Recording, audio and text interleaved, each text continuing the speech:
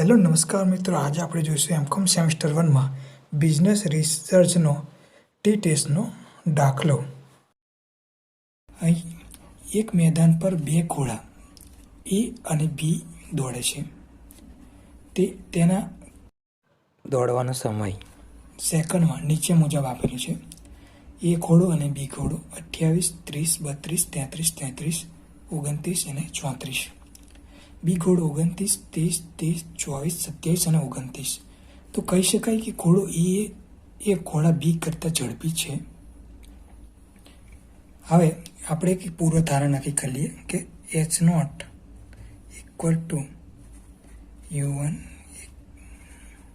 U2 અને H0 1 equal to greater then you, એટલે કે ઘોડો એ બી કરતાં ઝડપી છે. હવે આપણે આ એની રકમ છે તે અહીં આગળ આપણે એને XI કહીશું, એટલે કે XI1. એના અહીં આગળ રકમ લખતા જઈશું 28, 30,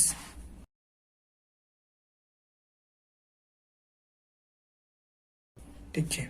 તો હવે અને અહીં આગળ N1 લખીશું. તો N1 કેટલા છે? એ 1, 2, 3, 4, 5, 6 અને 7. તો અહીં 7. અહીં આગળ આપણે DI શોધવાનું છે. DI is equal to XI minus E. તો અહીં આગળ એ ધારવાનું છે આપણે આમાંથી ગમે તે એક. તો આપણે ધારીએ છીએ 33. અને હવે આપણે એની ગણતરી કરીએ. પહેલામાં આવશે -5, પછી 3,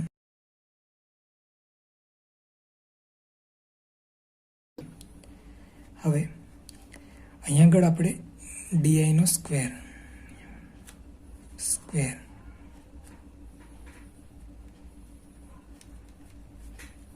5 નો 25. આ બધાનું આપણે ટોટલ મારીશું તો આવશે 50, એટલે કે 52. આનું ટોટલ મારીશું તો -12. આનું ટોટલ મારીશું 219. આવી જ રીતે બીનું આપણે ગણતરી કરીશું, જેને X2 નામ આપીશું, અને DI2 ઇક્વલ ટુ XI, એટલે કે X2 માઇનસ A, અને D2 નો સ્ક્વેર, એટલે કે આ D. અહીં આગળ પણ ધારવાનું છે, અહીં આગળ N લખવાનું છે. કેટલા છે? બીની 1, 2, 3, 4, 5 ને 6, તો અહીં 6 એ ધારીશું. પહેલાં આપણે બીની રકમ લખીએ.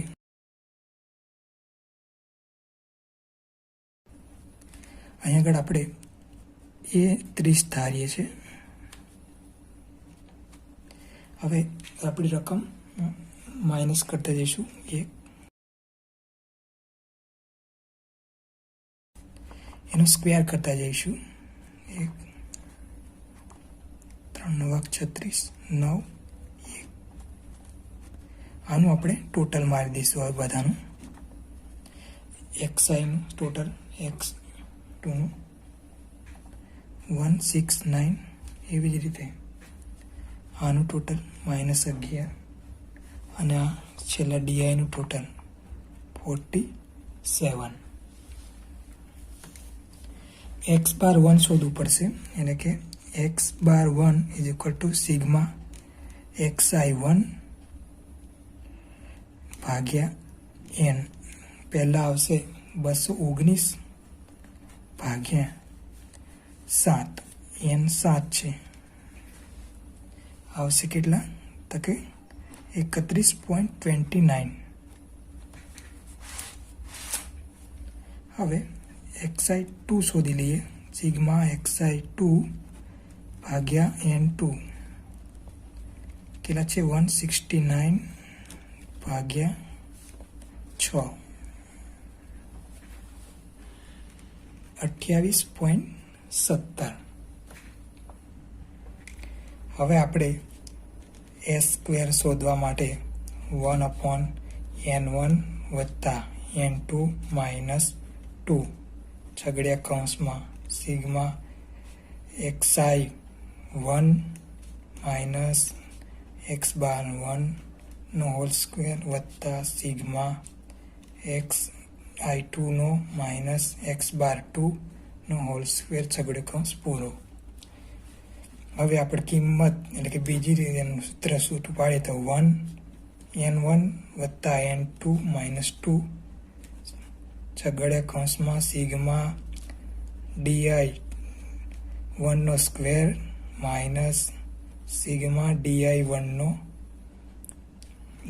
નો સ્ક્વેર ભાગ્યા n1 વત્તા સિગ્મા di2 નો સ્ક્વેર માઇનસ સિગ્મા d2 નો હોલ સ્ક્વેર ભાગ્યા n2 છગડીયો કૌંસ પૂરો.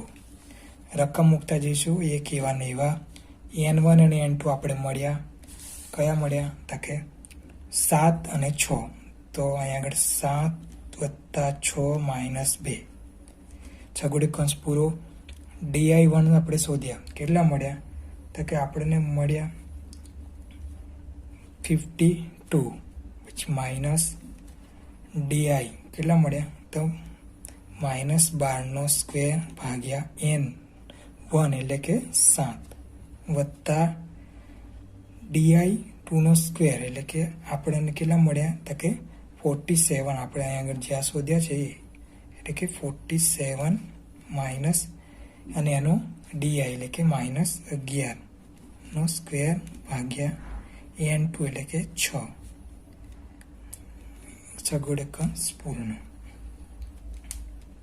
હવે આપણે આ બધાની ગણતરી કરી દઈએ તો આનું આવશે 11.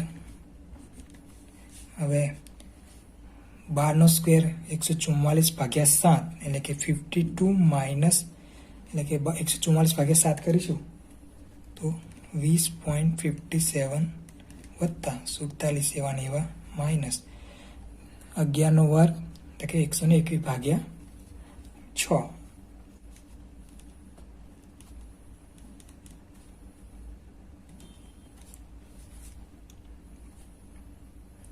આ બંનેનું ટોટલ મારી દઈએ.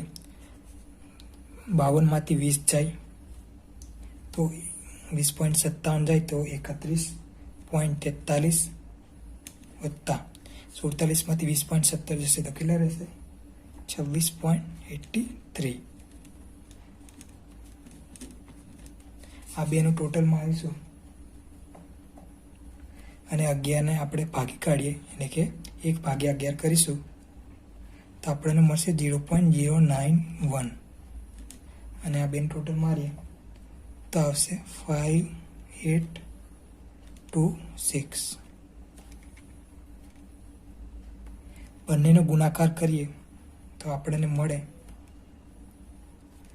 5.3017. આ મળ્યા આપણા એક્સ સ્ક્વેર. હવે આપણે જે એસ સ્ક્વેર મળ્યા છે એની કિંમત છે 5.3017. ઠીક છે. તો હવે આપણે એસ શોધવાનો છે એટલે કે એનું વર્ગમૂળ બહાર કાઢીશું એટલે કે 5.3017 નું વર્ગમૂળ બહાર કાઢતા આપણને મળે એસ ઇઝ ઇક્વલ ટુ 2.3025. ઠીક છે. તો આપણને એસની કિંમત મળી 2.3. હવે આપણે ટી શોધીએ.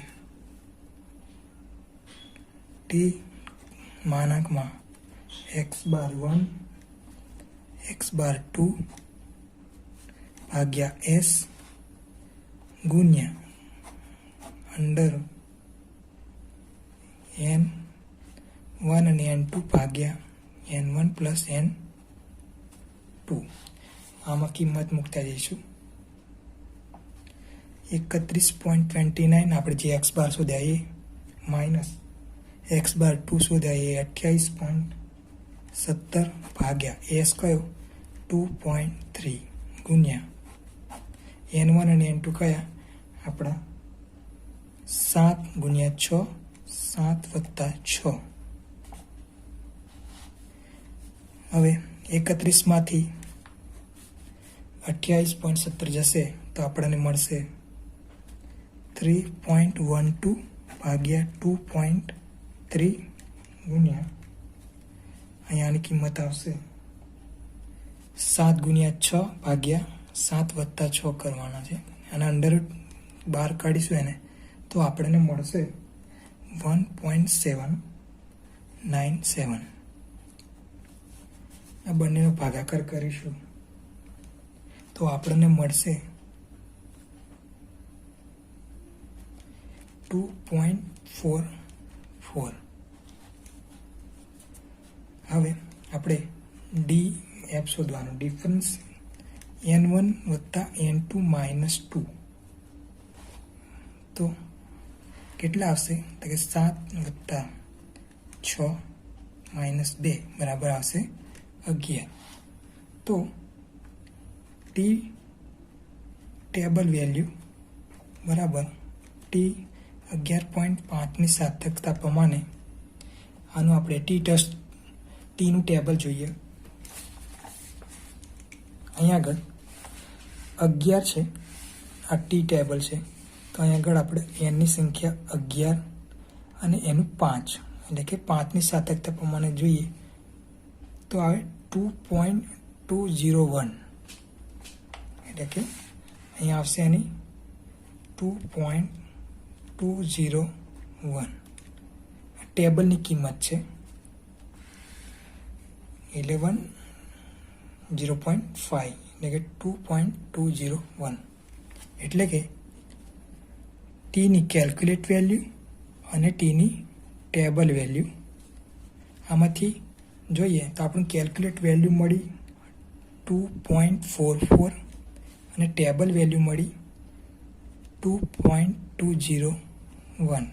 તો આમાંથી મોટી કોણ તો કે મોટી છે કે આપણી કેલ્ક્યુલેટ વેલ્યુ એટલે કે ગ્રેટર દેન એટલે કે મોટી છે તો અહીં આગળ એચ નોટનો અહીં અસ્વીકાર થશે. અહીં આગળ આપણો દાખલો પૂર્ણ થાય છે.